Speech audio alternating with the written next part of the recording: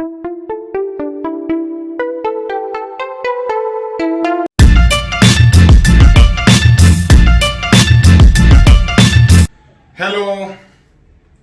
Welcome है एक नए लेक्चर इस इलेक्ट्रोमैग्नेटिक इंडक्शन वाले चैप्टर में। लास्ट वाले लेक्चर में हम लोग सीख रहे थे कि जो फैराडे लॉ था, जो रिलेट कर रहा था कि अगर किसी लूप से अगर फ्लक्स चेंज करेगा तो अपने आप उस लूप में ईएमएफ इंड्यूस हो रहा था। अगर वो एक क्लोज लूप है तो उस ईएमएफ इंड्यूस होने के कारण एक करंट भी इंड्यूस हो रहा था। लूप में कुछ चार्ज फ्लो करने का बात था, कितना फ्लक्स, कितना ईएमएफ, कितना करंट, कितना चार्ज, अलग अलग कंडीशन हम लोग रिलेट करना चाह रहे थे, जिसमें हम लोग अभी तक रिलेट किए हैं रॉड से कि मूविंग रॉड अगर फील्ड में हो तो उससे फ्लक्स कितना पास करेगा। लास्ट वाले लेक्चर में सीख रहे थे कि अगर कोई रेक्टेंगुलर लूप अगर अलग अलग तरीके के मैग्नेटिक फील्ड में हो तो उससे फ्लक्स कितना पास करेगा, ईएमएफ कितना इंड्यूस होगा, करंट कितना इंड्यूस होगा, उसको किस तरह से रिलेट करेंगे, वो अलग अलग कंडीशन में सीखें। उसी में अगर आगे अगर कंटिन्यू करें तो कभी कभी क्वेश्चन इस तरह से रहता है कि एक लूप नहीं, एक से ज्यादा लूप रहेगा, हो सकता है एक दूसरे में कनेक्टेड। अगर ये कनेक्शन नहीं होता तो इसका अलग सोचते हैं, इसका अलग सोचते हैं।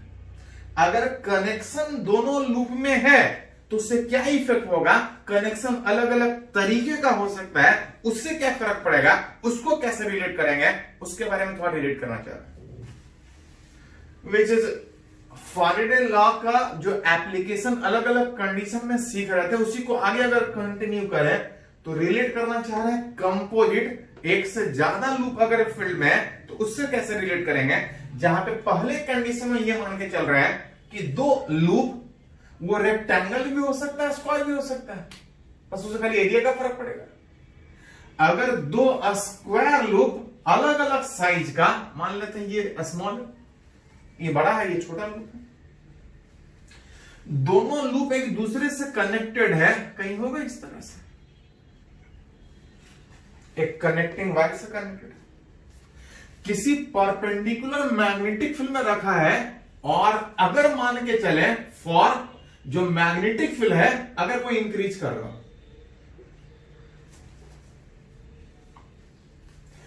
अगर मैग्नेटिक फील्ड इस रीजन में चेंज करेगा तो इससे जो फ्लक्स पास कर रहा होगा वो चेंज करेगा, और अगर फ्लक्स चेंज करेगा तो ईएमएफ इंड्यूस होगा, एक करंट इंड्यूस होगा।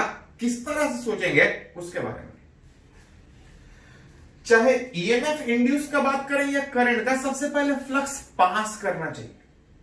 फ्लक्स पास करेगा तभी चेंज का बात होगा, तभी ईएमएफ इंड्यूस का बात होगा। तो सबसे पहले हम लोग रिलेट करेंगे कि इस लूप के, स्क्वायर लूप के, कंपोजिट स्क्वायर लूप के इस मैग्नेटिक फील्ड में होने के बाद इससे फ्लक्स कितना पास कर रहा है,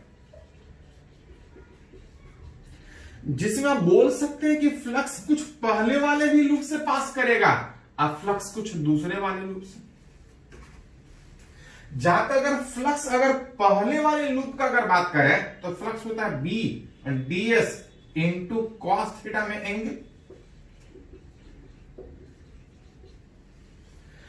अगर दोनों लूप अगर इसी प्लेन में है तो एरिया वेक्टर बाहर, अब मैग्नेटिक फील्ड इनसाइड क्रॉस दिख रहा है, इनसाइड दिख रहा है, एंगल 180 डिग्री। कॉस 180 -1 में माइनस बी एरिया, इस बड़े वाले का अगर बात कीजिएगा, अगर ये पहला वाला लूप था, अगर ये दूसरा वाला लूप था तो ये BL स्क्वायर, ये माइनस BL स्क्वायर। और अगर नेट फ्लक्स का बात कीजिएगा तो दोनों को जोड़ना पड़ेगा, लेकिन होता क्या है कि बहुत बार ये फ्लक्स सीधा सीधा जुटने के बजाय कभी कभी दोनों में जो फ्लक्स लिंक होता है वो एक ही जैसा इफेक्ट, सेम डायरेक्शन में इफेक्ट क्रिएट करे तो दोनों ऐड होता है, कभी कभी दोनों अपोजिट डायरेक्शन में इफेक्ट क्रिएट करेगा तो सबट्रैक्ट भी होता है। तो नेट सीधा सीधा करने के बजाय हमको ये देखना पड़ेगा कि दोनों लूप में जो फ्लक्स लिंक हो रहा है एक दूसरे से हेल्प में है कि अपोज में है कि इंडिपेंडेंट है, इसमें अलग है इसमें अलग है, उस पर डिपेंड करेगा कि जब नेट निकालेंगे तो दोनों ऐड होगा कि सब्ट्रैक्ट होगा। ये सिंपली, अगर इफेक्ट नहीं है तो सिंपली भी ऐड कर सकते हैं।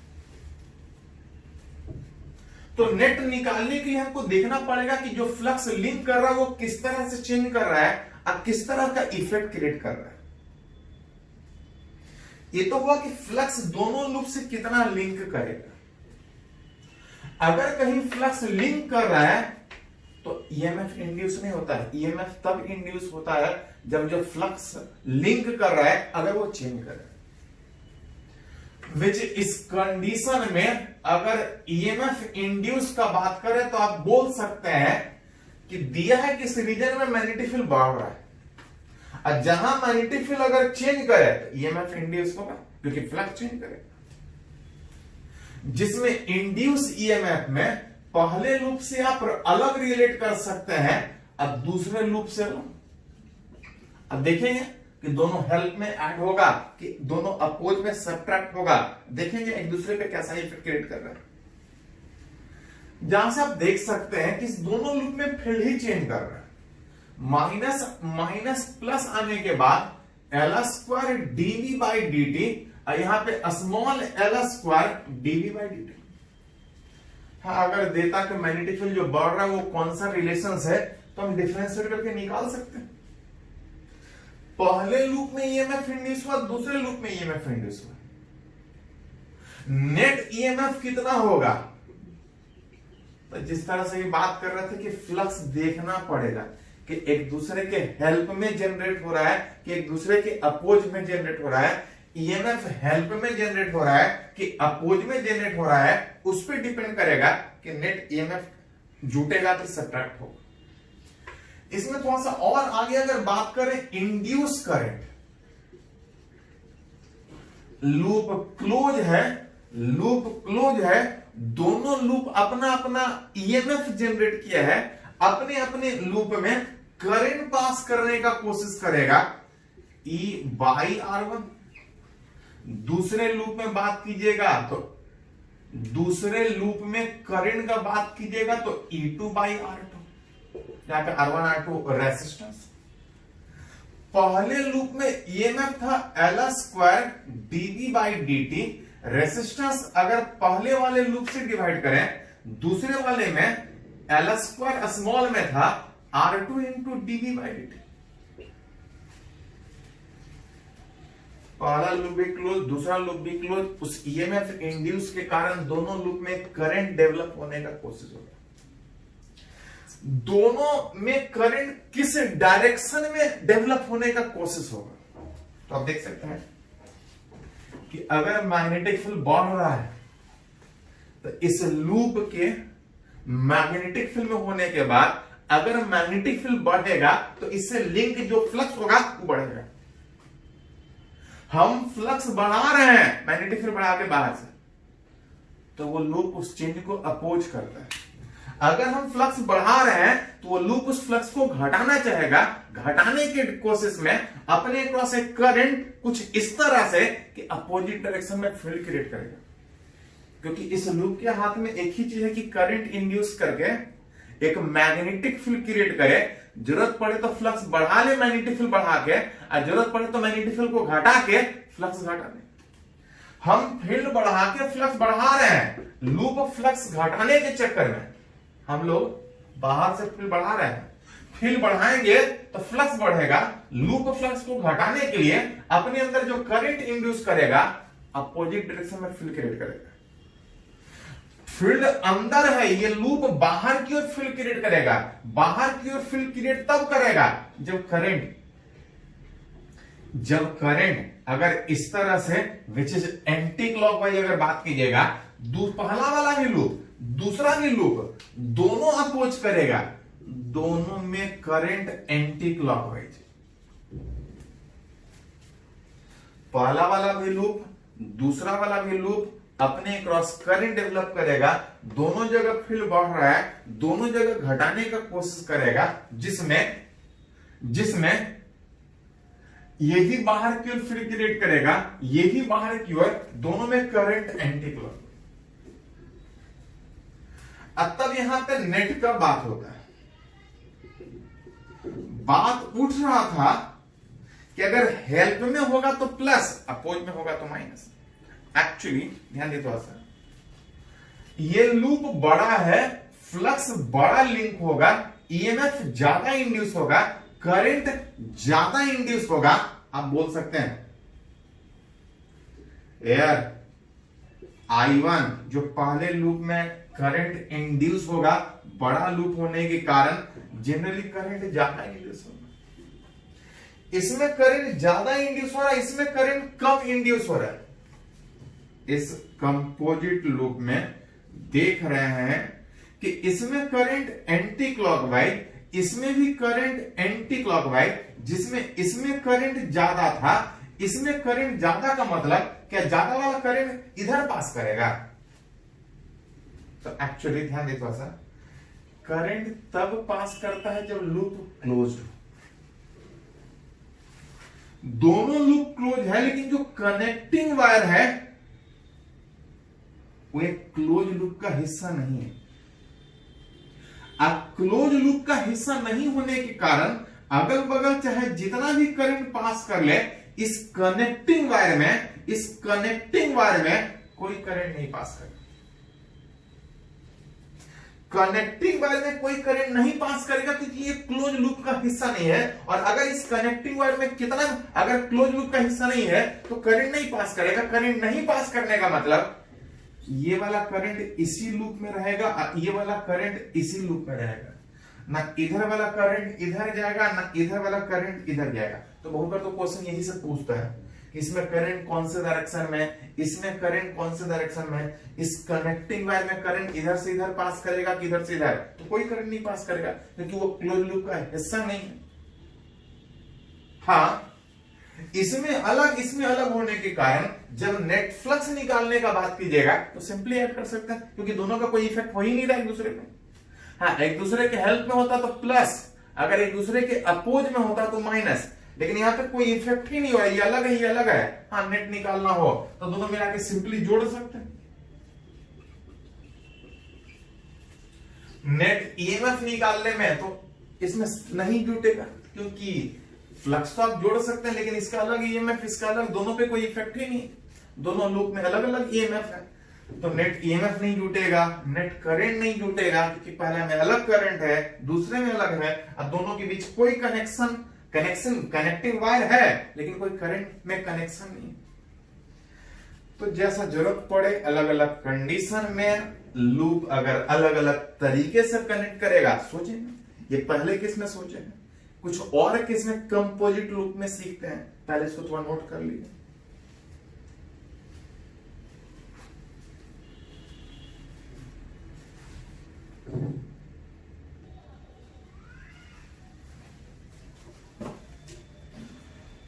तो हम लोग सीख रहे हैं कि कंपोजिट लूप के मैग्नेटिक फील्ड में होने के बाद फ्लक्स कितना लिंक करेगा, ईएमएफ कैसे होगा, करंट कितना होगा, दो लूप का एक दूसरे के ऊपर किस तरह से इफेक्ट होगा, उसके बाद उसी में आगे अगर कंटिन्यू करें तो यहां भी दो ही लूप है, उसी तरह से जो पिछले कंडीशन में कैलकुलेट किए थे। हाँ, पिछले वाले एक सिंपल वायर से जुटा था, लेकिन इस बार एक वायर ऐसा है कि जो क्लोज लूप बना रहा है, और इस बार मान रहे हैं कि मैग्नेटिक फील्ड बढ़ने के बजाय इस रीजन में मैग्नेटिक फील्ड डिक्रीज कर रहा है। मैग्नेटिक फील्ड चाहे इंक्रीज करे चाहे डिक्रीज, अगर चेंज करेगा तो फ्लक्स चेंज करेगा। अगर फ्लक्स अगर निकाले तो कुछ पहले वाले लूप से भी होगा और कुछ दूसरे वाले लूप से भी होगा। एरिया बाहर, मैग्नेटिक फील्ड अंदर में minus B L square minus B small L square, जैसे इस तरह से पहले भी निकाला। हाँ, ये बहुत छोटा सेगमेंट लिए हैं, यहां पे इसका एरिया बहुत ज्यादा नहीं होता।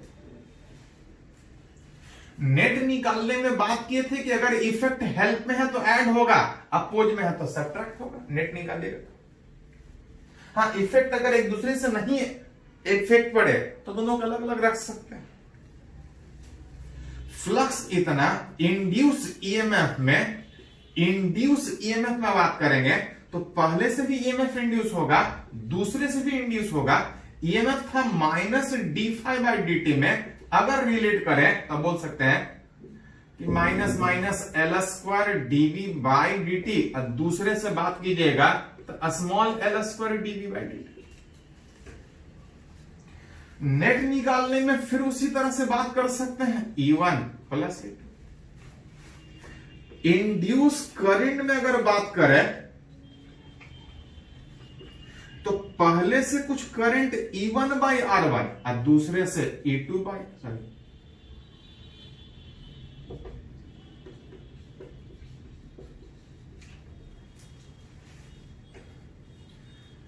जहां पे अगर जरूरत पड़े तो ईएमएफ पता है रेसिस्टेंस से डिवाइड करके निकाल सकते हैं। अगर खाली करंट का डायरेक्शन अगर बात करें, मैग्नेटिक फील्ड घट रहा है तो दोनों से फ्लक्स घटेगा, और जब दोनों से फ्लक्स घटेगा तो दोनों अपोज करने के चक्कर में फ्लक्स बढ़ाना चाहेगा, और फ्लक्स बढ़ाने के प्रोसेस में वो करंट जो इंड्यूस करेगा वो सेम डायरेक्शन में फील्ड क्रिएट करेगा। लूप अपने अक्रॉस एक ही चीज कर सकता है, करंट इंड्यूस कर सकता है। मैग्नेटिक फील्ड हम घटा रहे हैं बाहर से, हम लोग बाहर से फील्ड घटाएंगे, फ्लक्स घटेगा, ये बढ़ाना चाहेगा, बढ़ाने के लिए सेम डायरेक्शन में फील्ड क्रिएट करेगा। सेम डायरेक्शन फील्ड क्रिएट करने का मतलब अभी अगर फील्ड अंदर है तो अपने अक्रॉस करंट इस तरह से इंड्यूस करेगा कि उसी डायरेक्शन में फील्ड क्रिएट करेगा। उसी डायरेक्शन में फील्ड तब क्रिएट होगा जब दोनों में करंट क्लॉकवाइज डेवलप हो। मतलब पहला वाला भी क्लॉकवाइज डेवलप करेगा और दूसरा वाला भी क्लॉकवाइज, इस तरह से करंट इंड्यूस करेगा। करंट उसी ऑर्डर में होगा तो मैग्नेटिक फील्ड उसी डायरेक्शन में बढ़ेगा। जो हम फील्ड घटा के फ्लक्स घटाना चाह रहे हैं वो बढ़ाने के चक्कर में सेम डायरेक्शन में फील्ड क्रिएट करेगा। करंट दोनों में क्लॉकवाइज इंड्यूस होगा। दोनों लूप में क्लॉकवाइज डायरेक्शन में करंट इंड्यूस का मतलब इसमें भी इधर इंड्यूस होना चाहेगा, इसमें भी इधर इंड्यूस होना चाहेगा। दोनों में करंट सेम ऑर्डर में कि अपोजिट ऑर्डर में, तब देख सकते हैं ये वाला भी वायर इसी तरह से हो रहा है, ये भी इसी तरह से। इस कनेक्टिंग वायर जुड़े होने के कारण, दोनों में करंट एक ही ऑर्डर में होने के कारण इस कनेक्टिंग वायर में भी करंट पास करेगा इस तरह। जहां पे दोनों में करंट सेम ऑर्डर में होने में जब नेट निकालिएगा तो दोनों सिंपली ऐड होगा। ईएमएफ निकालिएगा दोनों सिंपली ऐड होगा, डीवी बाई डी, दोनों का इफेक्ट हेल्प में होने के कारण ऐड होगा। नेट फ्लक्स निकालिएगा B L square plus L square.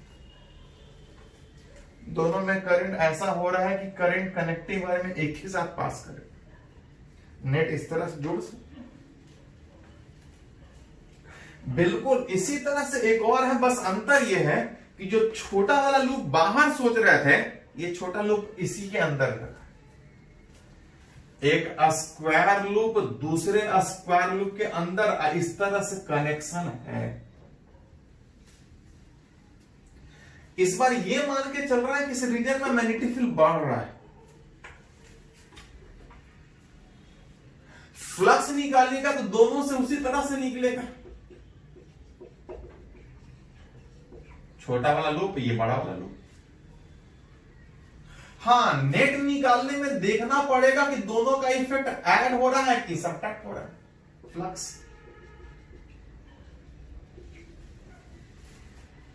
वो आगे थोड़ा देखते हैं कि दोनों में करंट जो डेवलप होगा वो सेम ऑर्डर में डेवलप होगा कि अपोजिट ऑर्डर में।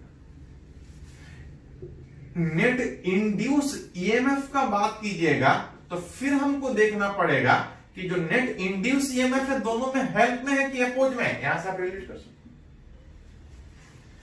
हैं। इंड्यूस करंट का अगर बात करें तो बिल्कुल उसी तरह से, कुछ पहले में करंट कुछ दूसरे में है। अगर दोनों का करंट एक दूसरे के हेल्प में है तो ऐड, अपोज में है तो सब्ट्रैक्ट होगा। चलिए यहां पे देखें, इस रीजन में हम बात कर रहे हैं कि मैग्नेटिक फील्ड बढ़ रहा है। मैग्नेटिक फील्ड बढ़ेगा मतलब फ्लक्स बढ़ेगा। फ्लक्स बढ़ने का मतलब ये लूप घटाना चाहिए। हम बाहर से फील्ड बढ़ा रहे हैं, फ्लक्स बढ़ना चाहेगा, लूप फ्लक्स घटाने के चक्कर में अपोजिट डायरेक्शन में फील्ड क्रिएट करेगा। अपोजिट डायरेक्शन में फील्ड क्रिएट करने का मतलब अभी फील्ड अंदर है, वो बाहर क्रिएट करने का कोशिश करेगा। बाहर क्रिएट करने का मतलब इसमें भी करंट एंटी क्लॉकवाइज और इसमें भी करंट एंटी क्लॉकवाइज।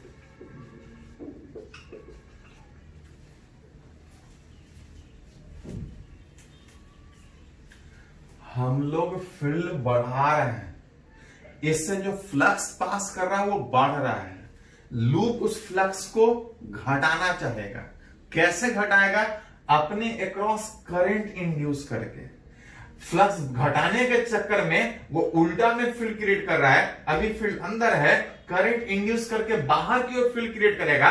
बाहर की ओर फील्ड तब क्रिएट हो पाएगा जब लूप में करंट ऐसा हो, करंट ऐसा तो फील्ड बाहर। दोनों में करंट एंटी क्लॉकवाइज में होने के कारण अगर रिलेट कीजिएगा तो पहला भी इधर करंट इंड्यूस करने का कोशिश कर रहा है। इसको थोड़ा सा अलग से डायग्राम बना लेते हैं।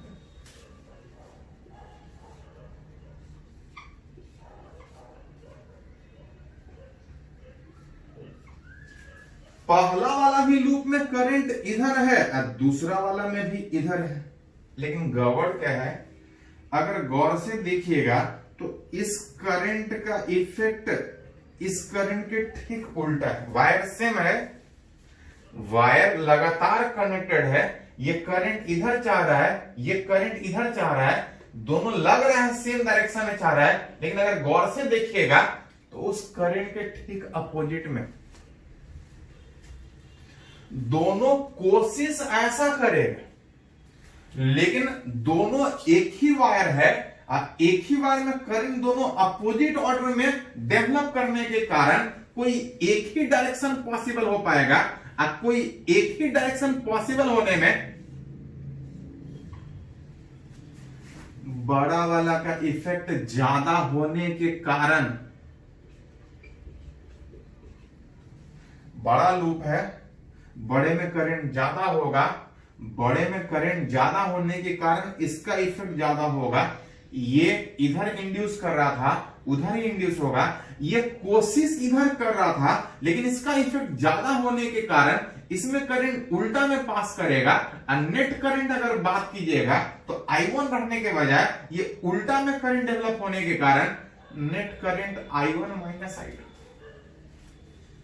मतलब देख रहे थे कि पिछली बार में दोनों में करंट सेम ऑर्डर में और दोनों हेल्प में ऐड हो रहा था, लेकिन यहां पे करंट अपोजिट ऑर्डर में होने के कारण नेट करंट अपोज में एक प्लस में एक माइनस में, जिसके कारण नेट फ्लक्स का बात कीजिएगा तो बड़ा वाला का इफेक्ट ज्यादा होने में नेट फ्लक्स यहाँ पे ऐड होने के बजाय यहाँ पे माइनस में होगा।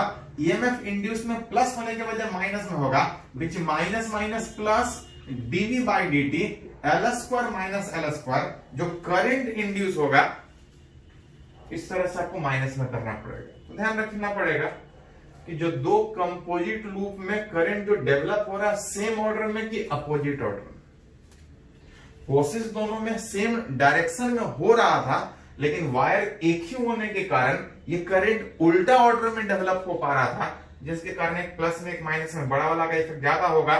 नेट करंट प्लस में होने के बजाय एक I1 माइनस I2।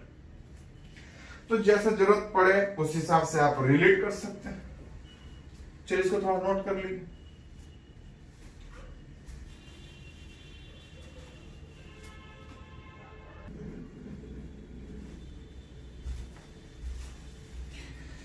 तो अभी हम लोग बात की अलग अलग कंडीशन में कैसे सोचेंगे अगर कंपोजिट लूप रहा।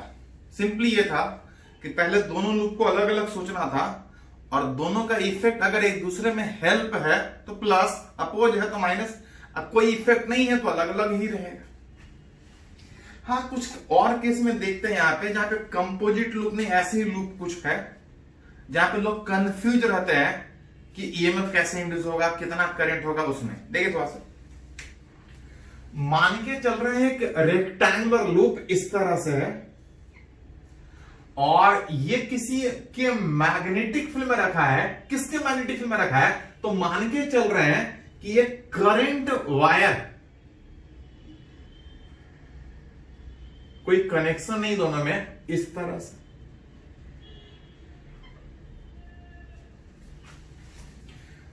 एक रेक्टेंगुलर लूप किसी करंट वायर के फील्ड में है और करंट इसमें इंक्रीज कर रहा है, करंट पास कर रहा है, और अगर इसमें करंट इंक्रीज कर रहा है तो रिलेट करना चाह रहा है कि इसमें फ्लक्स कितना पास करेगा, ईएमएफ कितना इंड्यूस होगा, करंट इंड्यूस कौन से डायरेक्शन में होगा उसमें। किसी भी लूप के फील्ड में होने के बाद फ्लक्स बढ़े और घटेगा, पहले इस बात पे डिपेंड करेगा कि फील्ड किधर है।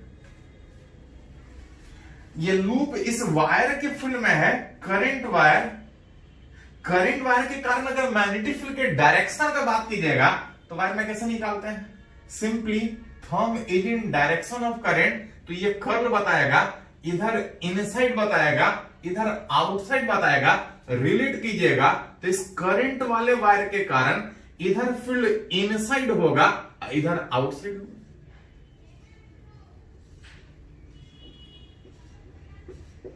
हाँ, इस करंट वाले वायर के कारण जैसे जैसे दूर जाइएगा फील्ड घटेगा, लेकिन इधर फील्ड इनसाइड होगा, इधर फील्ड आउटसाइड होगा। करंट बढ़ रहा है, मैग्नेटिक फील्ड बढ़ रहा है।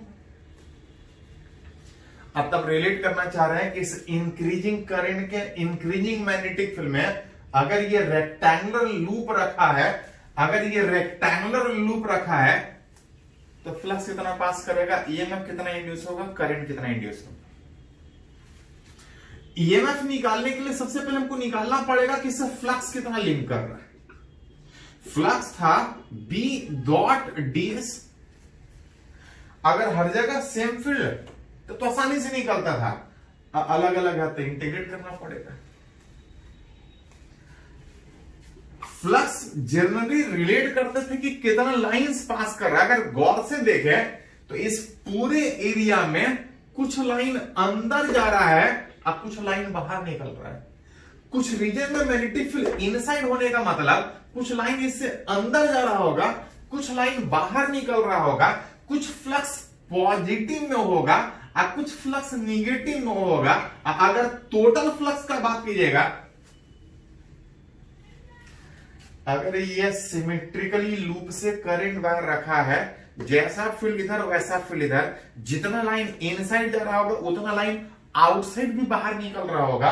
अगर नेट मैग्नेटिक फ्लक्स रिलेट कीजिएगा तो नेट मैग्नेटिक फ्लक्स जीरो, जितना लाइन अंदर उतना लाइन बाहर। और अगर इस फील्ड में अगर फ्लक्स पास ही नहीं कर रहा है तो EMF induce rate of change of flux होगा। फ्लक्स पहले पास करे तब तो चेंज होगा। EMF induce zero, current induce, तो ईएमएफ इंड्यूस ही नहीं रहा, करंट कहां से इंड्यूस होगा। हमको लग रहा था कि करंट बढ़ रहा है, फील्ड बढ़ रहा है, फील्ड में रखा है ये लूप, फ्लक्स पास करेगा, लेकिन फ्लक्स पास ही नहीं कर रहा है। जब फ्लक्स नहीं पास करेगा तो बाकी की सोचना ही नहीं। कभी कभी इस तरह से पूछता है कि अगर ये रेक्टेंगुलर लूप या स्क्वायर लूप एक करंट वायर के फील्ड में है और जो करंट वायर है कुछ इस तरह से, एक करंट वायर ऐसा, इसमें करंट इंक्रीज कर रहा है। अतः रिलेट करना चाह रहे हैं कि इस इंक्रीजिंग करंट वाले वायर के फील्ड में अगर ये रेक्टेंगुलर लूप रखा है तो फ्लक्स कितना पास करेगा, ईएमएफ कितना इंड्यूस होगा, करंट कितना इंड्यूस होगा। करंट पास कर रहा है, आसपास मैग्नेटिक फील्ड होगा। किधर मैग्नेटिक फील्ड होगा, तो लॉन्ग स्ट्रेट वायर में जब आसपास वाले पॉइंट पे मैग्नेटिक फील्ड का डायरेक्शन निकालते हैं, कैसे निकालते हैं, वायर को राइट हैंड से होल्ड करके thumb is in direction of current.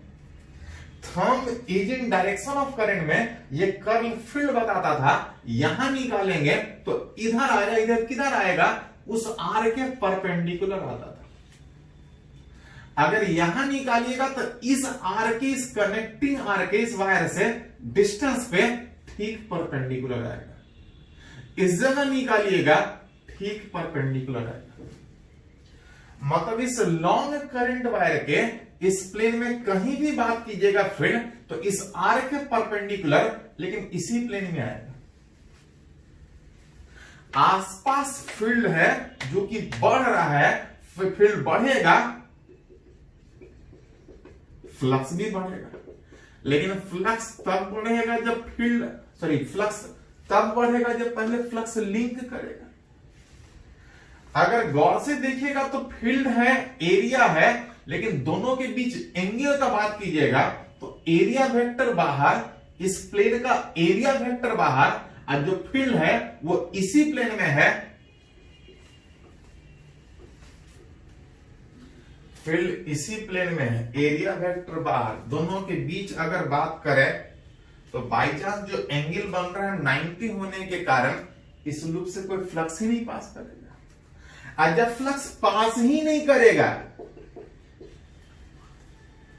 तो ना ईएमएफ इस लूप में इंड्यूस होगा ना करंट इंड्यूस होगा। लग रहा था करंट वायर है, करंट बढ़ रहा है, फील्ड बढ़ रहा होगा, फ्लक्स बढ़ रहा होगा, लेकिन बढ़ेगा तब जब पहले लिंक करेगा। जब पहले लिंक करेगा तो बहुत बार इस तरह से लोग कंफ्यूज हो जाता है। तो पहले देखना पड़ेगा कि फ्लक्स लिंक कर रहा है कि नहीं कर रहा है। लिंक करने के साथ साथ वो चेंज कर रहा है कि नहीं चेंज कर रहा है। तो जैसा जरूरत पड़े उस हिसाब से हम लोग सोच सकते हैं अलग अलग कंडीशन में। जैसे एक और कंडीशन में बात करें, एक करंट वायर जिसमें करंट कांस्टेंट, इसके ठीक पैरेलल में एक रेक्टेंगुलर लूप रखा है। लास्ट वाले लेक्चर में हम निकाले थे कि इस करंट वायर के फील्ड में होने के बाद इससे फ्लक्स पास करेगा, निकाला हुआ है लास्ट क्लास में, इज नॉट इक्वल टू 0। कितना वो पिछले क्लास में निकाले, हम मन करे तो फिर से निकाल सकते हैं। फ्लक्स पास कर रहा है इसके फील्ड में होने के बाद, लेकिन बोल रहा है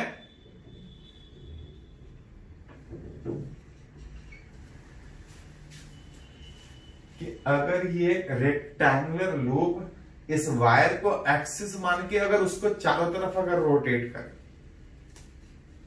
फ्लक्स पास कर रहा है इसके फील्ड में होने के बाद, लूप रोटेट कर रहा है, तब रिलेट करना चाह रहा है कि उस लूप के रोटेशन के कारण जो फ्लक्स है वो चेंज करेगा तो ईएमएफ इंड्यूस होगा। फ्लक्स था integration of B dot D S में, बी डीएस कॉस थीटा, जिसमें निकाले थे लास्ट क्लास में, it is not equal to 0। Flux मतलब पास करेगा, लेकिन याद कीजिए फ्लक्स खाली पास करने से ईएमएफ इंड्यूस नहीं होता है। फ्लक्स पास करना चाहिए और वो चेंज करेगा तब ईएमएफ इंड्यूस का बात होगा। ये लूप इस करंट वायर के फील्ड में है, इससे फ्लक्स पास करेगा, फ्लक्स इतना पास करेगा, लास्ट वाले लेक्चर में निकाले थे, पास नहीं, वो चेंज करना चाहिए। तो देखे तो ये वायर को खींचते दूर या नजदीक लाते तो फील्ड चेंज करता है, लेकिन अगर बराबर गैप पे है तो फील्ड नहीं चेंज करेगा, लूप का एरिया नहीं चेंज करेगा। मतलब इस करंट वायर के फील्ड में अगर इस तरह से रखा है और अगर रोटेट करेगा, डिस्टेंस नहीं चेंज करने से फील्ड नहीं चेंज करेगा, एरिया नहीं चेंज करेगा। अगर उस लूप को रोटेट करे तो क्या एंगल चेंज करेगा? तो ध्यान दीजिए सर, इस करंट वायर के ये फील्ड में होने के में करंट वायर के कारण फील्ड अंदर, एरिया वेक्टर बाहर। अगर ये लूप घूम के अगर ऐसा हो जाए तो एरिया वेक्टर इधर होगा और इस करंट के कारण फील्ड इधर होगा। चाहे कितना भी वो घूम ले, एंगल हमेशा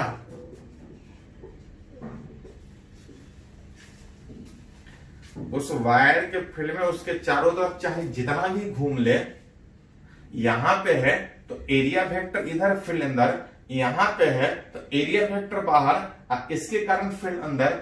कितना भी वो लूप चारों तरफ रोटेट कर ले, ना फील्ड चेंज करेगा, ना लूप का एरिया चेंज करेगा, ना एंगल चेंज करेगा। मतलब जो फ्लक्स है, दैट इज जो फ्लक्स है पास कर रहा है, लेकिन फ्लक्स कांस्टेंट है।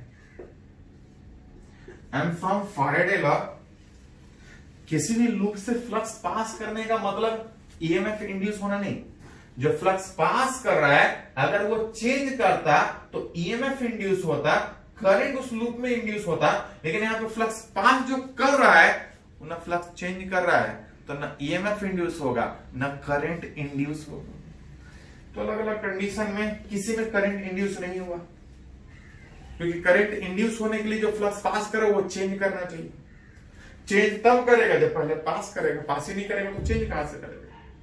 तो जैसा कंडीशन में पूछा जाए सबसे पहले निकालिए कि फ्लक्स पास कर रहा है कि नहीं कर रहा है। पास करने से काम नहीं चलेगा, चेंज कर रहा है कि नहीं चेंज कर रहा है। अब तब देखेंगे कि फ्लक्स बढ़ रहा है कि घट रहा है, उसके हिसाब से इंड्यूस करंट। चलिए इसको थोड़ा सा नोट कीजिए, कुछ और कंडीशन में इसको बात करते हैं।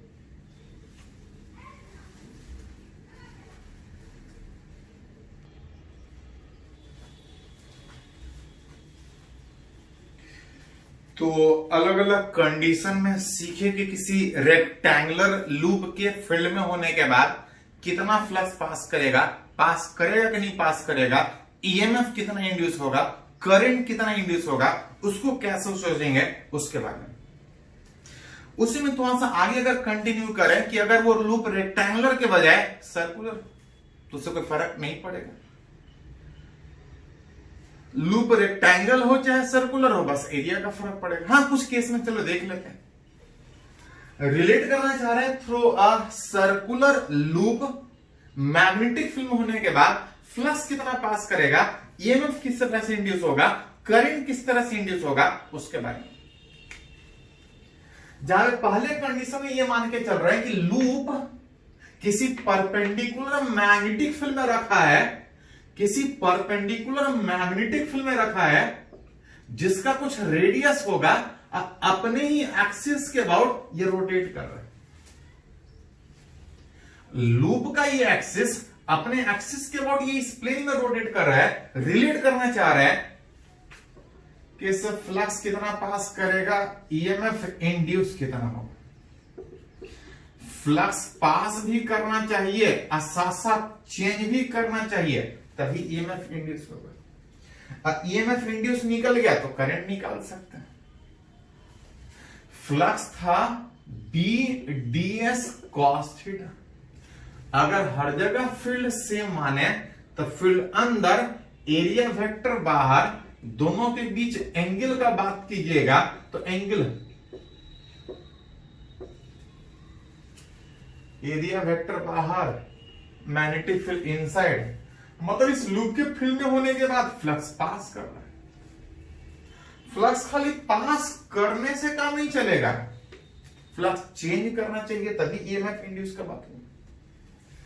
अगर ये लूप अगर अपने ही प्लेन में अगर रोटेट कर रहा है तो चाहे कितना भी रोटेट करे, मैग्नेटिक फील्ड नहीं चेंज करेगा, एरिया नहीं चेंज करेगा। अगर अपने ही प्लेन में रोटेट कर रहा है तो एरिया वेक्टर बाहर, फील्ड अंदर, एंगल भी नहीं चेंज करेगा। लूप इस प्लेन में चाहे कितना भी रोटेट करे, फील्ड नहीं चेंज हो रहा है, एरिया नहीं चेंज हो रहा है, एंगल नहीं चेंज हो रहा है, फ्लक्स कांस्टेंट रहेगा। और अगर फ्लक्स कांस्टेंट है तो चाहे कितना भी फ्लक्स पास करे, अगर वो कांस्टेंट है तो कोई ईएमएफ इस लूप में इंड्यूस ही नहीं होगा। ईएमएफ इंड्यूस नहीं होने का मतलब करंट भी इंड्यूस नहीं होगा। तो फ्लक्स पास करना चाहिए, साथ साथ चेंज करना चाहिए, तो रिलेट कर सकते हैं। हाँ, अगर ये इस तरह से रोटेट करने के बजाय अगर उस प्लेन में डायगोनली डायमीटर के अबाउट रोटेट करें तो वैसा वाला रेक्टेंगल में किस में सीखे थे कि लूप अगर डायमीटर के अबाउट अगर लगातार घूमे, 90 से घूमे, 180 से घूमे, तो ऐसा क्वेश्चन रेक्टेंगुलर लूप में कर चुके।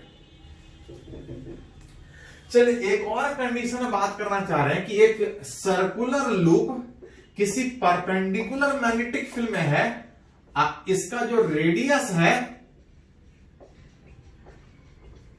अगर चेंज करें, if radius of loop is time के हिसाब से अगर इस तरह से अगर इंक्रीज कर रहा, लूप इस परपेंडिकुलर फील्ड में है, इससे कुछ फ्लक्स पास करेगा। कितना फ्लक्स पास करेगा, तो बी डॉट डीएस में B into area pi R square, angle होगा 180 डिग्री। एरिया वेक्टर बाहर, अगर मैग्नेटिक फील्ड अंदर है, कुछ और रहता तो और कम बात करें। which cos 180, यहीं पे तोड़ लीजिए थोड़ा सा, cos 180 यहीं पर हटा दो। इस लूप का रेडियस चेंज करने का मतलब एरिया चेंज करेगा, मतलब फ्लक्स इस बार चेंज कर रहा है। बोल रहा लूप का रेडियस बढ़ रहा है तो फ्लक्स बढ़ेगा, एरिया बढ़ने का। फ्लक्स जो पास कर रहा है, रेडियस चेंज करने के कारण फ्लक्स चेंज करेगा, ईएमएफ इंड्यूस, जिसमें बी पाई बाहर, रेडियस का डिफरेंशिएशन कीजिएगा तो 2r इंटू dr/dt। जहां पर रेडियस कितना चेंज कर रहा है आप चाहे तो निकाल सकते हैं उसको डिफरेंशिएट करके, -2b पाई, r के जगह पे बैठा सकते हैं r0 1 plus alpha T, differentiation कीजिएगा r0 1 प्लस अल्फा टी, लिख सकते हैं 2b पाई, अच्छा एक माइनस एक्स्ट्रा में था तो ये प्लस हो जाएगा, r0 1 plus alpha T, r0 बाहर 1 प्लस अल्फा टी का डिफरेंशिएशन आप कर सकते हैं टी के रेस्पेक्ट में। थोड़ा सा अरेंज करके ईएमएफ इंड्यूस कर सकते हैं, करंट कितना इंड्यूस होगा वो भी रिलेट कर सकते हैं, रेसिस्टेंस, करंट कौन से डायरेक्शन में होगा।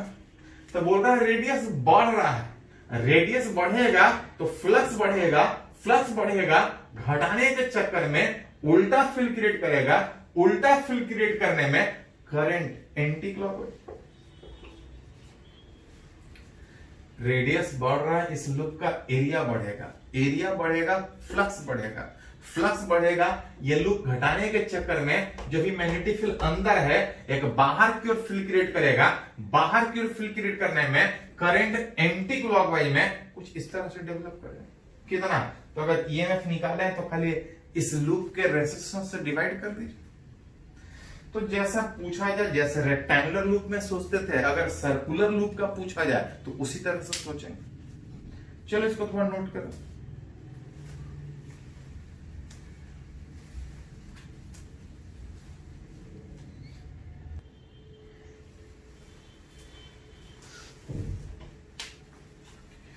तो जिस तरह से रेक्टेंगुलर लूप का अलग अलग कंडीशन में निकाल रहे थे, आप चाहें तो सर्कुलर लूप हो या सर्कुलर डिस्क हो या किसी और शेप का हो, उससे कोई फर्क नहीं पड़ता। हर जगह प्रोसेस एक ही है कि जिसके अक्रॉस भी ईएमएफ इंड्यूस का सोच रहे हैं, सबसे पहले फ्लक्स निकालना पड़ेगा। फ्लक्स खाली पास नहीं करना चाहिए, अगर वो फ्लक्स टाइम के साथ से चेंज करेगा तो एक ईएमएफ इंड्यूस होगा। हाँ, उस ईएमएफ के कारण अगर क्लोज लूप का हिस्सा है तो एक करंट भी इंड्यूस होगा। किस तरह से, तो अलग अलग कंडीशन में सोचें। चलिए उसी में एक और अगर बात करें, एक सर्कुलर डिस्क, तो जैसा सर्कुलर लूप वैसा सर्कुलर डिस्क, वैसा ही रेक्टेंगुलर लूप। मान के चल रहे हैं एक सर्कुलर डिस्क जिसका कुछ रेडियस होगा, अपने एक्सिस के अबाउट, अपने एक्सिस के अबाउट इस प्लेन में, इस परपेंडिकुलर फील्ड में रोटेट कर रहा है। रिलेट करना चाह रहा है कि सर्कुलर डिस्क अगर अपने ही एक्सिस में, अगर इस परपेंडिकुलर फील्ड में अगर रोटेट कर रहा है तो इससे फ्लक्स कितना पास करेगा, ईएमएफ कितना इंड्यूस होगा, उसके बारे में थोड़ा पहले अभी सर्कुलर लूप का ऐसा ही सोचे। जैसा सर्कुलर लूप वैसा ही सर्कुलर डिस्क। सर्कुलर लूप के अंदर से लाइन पास कर रहा था, डिस्क के अंदर से लाइन पास करेगा। जितना अगर रेडियस सर्कुलर लूप का है, अगर उतना ही रेडियस अगर इस सर्कुलर डिस्क का है तो फ्लक्स सेम तरीके से बी डीएस कॉस थीटा में फील्ड बाहर, सॉरी एरिया वेक्टर बाहर, फील्ड अंदर, एंगल 180 डिग्री। एरिया उसी तरह से जैसे सर्कुलर लूप में निकाले थे, जैसे सर्कुलर लूप में रिलेट किए थे, वैसे यहां पे भी फ्लक्स निकले। किसी लूप से फ्लक्स जो पास कर रहा है अगर वो समय के हिसाब से चेंज करे तो ईएमएफ इंड्यूस हो। कितना? तो इंड्यूस ईएमएफ होता है rate of change of flux. Induce EMF था rate of change of flux. अगर जो फ्लक्स पास कर रहा है अगर टाइम के साथ से चेंज करेगा तो एक ईएमएफ इंड्यूस होगा। जहां पे अगर ये लूप इस तरह से अपने प्लेन में जितने भी ये स्पीड से घूमते रह जाए फील्ड नहीं चेंज करेगा। मैग्नेटिक फील्ड बाहर से जो दिया है वो फिक्स है। हाँ चेंज करता तो चेंज करने के बारे में सोचते। अगर हर जगह फील्ड वही है और अगर सेम है, ये नहीं चेंज कर रहा है, रेडियस नहीं चेंज कर रहा है, और साथ साथ अगर ये अपने प्लेन में कितना भी रोटेट करे, फील्ड अंदर एरिया वेक्टर बाहर, ये फ्लक्स कांस्टेंट है।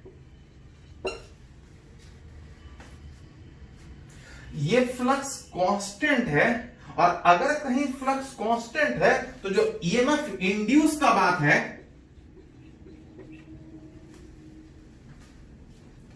जो ईएमएफ इंड्यूस का बात है वो कितना है? तो 0 होना चाहिए। वो फ्लक्स जो पास कर रहा है अगर वो कांस्टेंट है, ईएमएफ 0 होना चाहिए। लेकिन जब आप प्रैक्टिकल कीजिएगा, जब आप एक्सपेरिमेंटली प्रैक्टिकल अगर इस तरह से डिस्क को रोटेट कीजिएगा तो आप देखिएगा कि सेंटर और इंड के बीच, सेंटर और इंड के बीच अपने आप एक वोल्टेज, एक potential difference B omega L square के जगह पे बी ओमेगा आर स्क्वायर के बराबर एक वोल्टेज अपने आप डेवलप होता है। होना क्या चाहिए? अगर लूप इस तरह से अगर अपने एक्सिस के अबाउट रोटेट कर रहा है तो ना फील्ड चेंज कर रहा है, ना एरिया चेंज कर रहा है, ना एंगल चेंज कर रहा है, फ्लक्स कांस्टेंट है। और अगर फ्लक्स कांस्टेंट है तो ईएमएफ 0 होना चाहिए। लेकिन जब आप प्रैक्टिकल ऑब्जर्वेशन कीजिएगा तो ईएमएफ 0 नहीं होता है। इसके सेंटर और इसके अक्रॉस एक वोल्टेज डेवलप होता है, एक पोटेंशियल डिफरेंस डेवलप होता है। और जब प्रैक्टिकल ऑब्जर्वेशन कीजिएगा तो देखते हैं, पाया जाता है कि half B omega R square एक पोटेंशियल डिफरेंस डेवलप होता है। ये पोटेंशियल डिफरेंस उसी जैसा है जैसा हम लोग पिछले लेक्चर में रॉड जब परपेंडिकुलर फील्ड में रोटेट कर रहा था तो जो पोटेंशियल डिफरेंस रॉड के क्रॉस डेवलप हो रहा था, बिल्कुल उसी तरह से इस डिस्क के क्रॉस भी डेवलप होता है। फ्लक्स कांस्टेंट दिख रहा है, ईएमएफ इंड्यूस ही नहीं करना चाहिए। लेकिन जब प्रैक्टिकली देखिएगा तो ईएमएफ इंड्यूस होता है। अब उतना ही होता है जितना एक रॉड के क्रॉस पोटेंशियल डिफरेंस है, उतना ही डिस्क के उस सेंटर और इस सर्कमफेरेंस के बीच डेवलप होता है। Practical observation. अब क्वेश्चन ये उठता है कि लोग पढ़े कि अगर फ्लक्स पास कर अगर चेंज करेगा तब ईएमएफ इंड्यूस होगा। अगर फ्लक्स कांस्टेंट है तो ईएमएफ इंड्यूस नहीं करेगा। थ्योरेटिकली पढ़े थे लेकिन प्रैक्टिकली में ईएमएफ इंड्यूस होता है। तो क्वेश्चन ये उठता है कि क्या इस चीज के लिए अलग से रूल बनाना पड़ेगा? तो नहीं, आप चाहें तो इसको उसी सेंस में एक्सप्लेन कर सकते हैं। इसको अगर डिस्क की तरह से सोचेगा तो कभी एक्सप्लेन नहीं कर पाइएगा, ईएमएफ 0 होना चाहिए। लेकिन अगर इस डिस्क को अगर एक डिस्क की तरह से सोचने के बजाय अगर इस रोटेटिंग डिस्क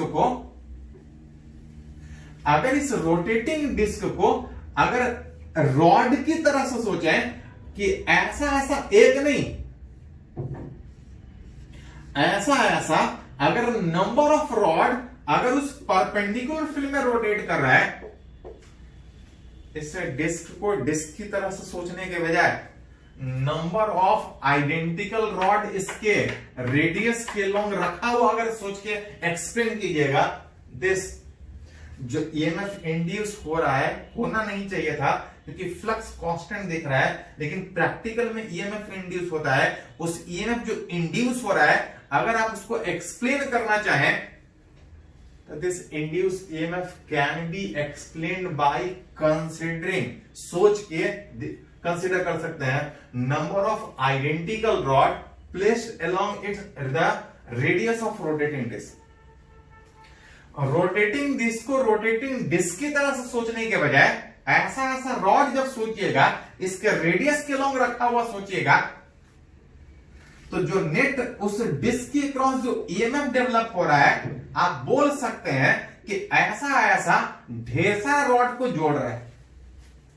आप पढ़े थे कि जब एक रॉड परपेंडिकुलर फील्ड में रोटेट करता है तो उस रॉड के क्रॉस जो ईएमएफ होता है हाफ बी ओमेगा आर के जगह एल स्क्वायर, रेडियस एल के बराबर।